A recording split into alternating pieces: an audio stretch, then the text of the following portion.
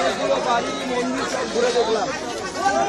সেদিন রাত্রিবেলা আমাদের উপর কি অত্যাচার হয়েছে সেটা আমরা বুঝতে পেরেছি। এবার প্রশ্ন হচ্ছে এরকম অত্যাচার হলো কেন, সেটা আগে বলুন। কেন হলো? সামনে পুড়িয়েছে,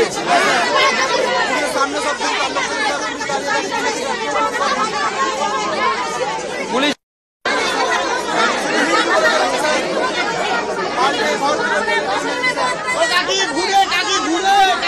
ঠিক আছে, আপনাদের ক্যাম্পের বিষয়টা আমরা গিয়ে দিল্লিতে কথা বলছি, মাননীয় গৃহমন্ত্রীকে জানাবো। কিন্তু মাথায় রাখবেন, ক্যাম্প দিয়ে কতদিন বাঁচবেন, আগে নিজেদের বাঁচার ব্যবস্থা নিজেদেরকে করতে হবে। এই যে এত লোক, এত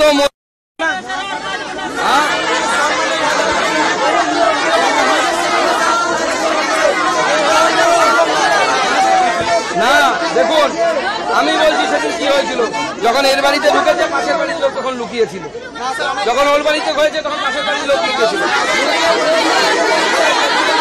সবাই একসাথে হয়েছিলেন।